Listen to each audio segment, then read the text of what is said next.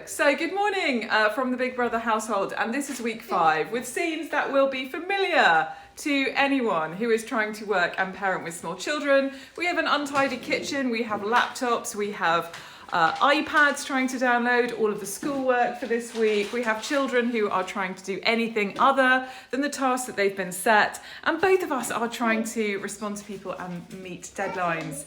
My theme this week is polarisation, and it's the polarisation between people who are completely and utterly overwhelmed and people who are very, very isolated and actually need more engagement. A friend of mine sent a message this week saying, Christine, I think we need to swap lives, because he has now been on his own for 5 weeks and in his own words is going quietly crackers, and I and Chris are pretty much overwhelmed with the whole children thing, as I know many of you are too. I did a survey this week and I thought maybe 20 or 30 people might respond and let me know how they were feeling. As it was, 268 of you very kindly filled it in, and I'm going to share the results this morning. So thank you so much to any of you who filled it in. I really appreciate it, and I really appreciate the brilliant, thoughtful comments that run through it. The headline really is that 65% of parents who are working and have children at home are very or extremely stressed. Probably not a great big surprise to those of us that are trying to do it, but a reminder of how difficult this is and how much pressure it's putting on people.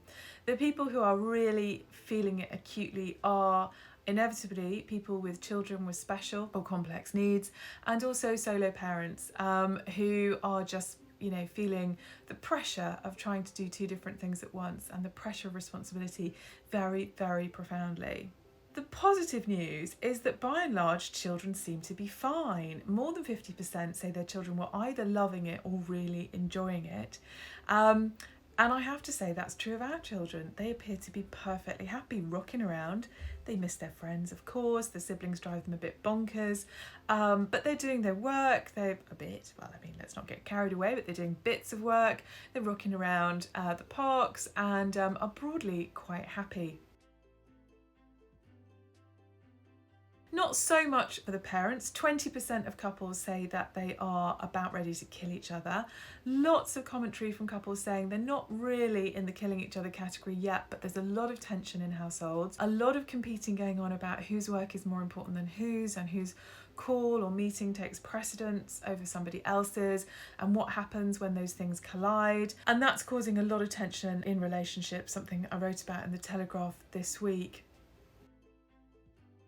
The other interesting thing is around money, and the fact that the majority of people think that they are broadly doing okay financially for the moment. Some are very worried already, but most are on a sort of a cusp and feeling from the commentary that things might be okay now, but what happens next? What happens in the next phase of this?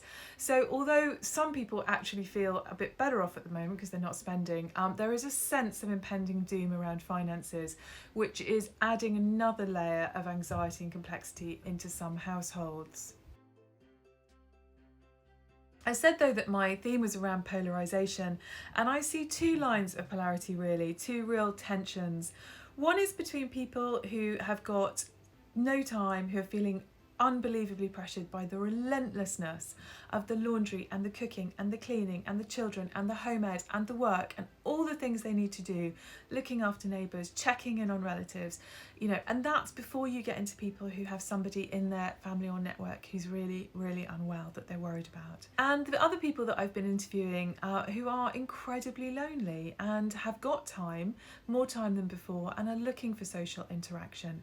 And there's a disconnect between those 2 groups, and it's very hard for them to connect in a meaningful way because their lives are looking so different at the moment. There's also, and there's not a direct correlation, but there is some overlap between these 2 groups.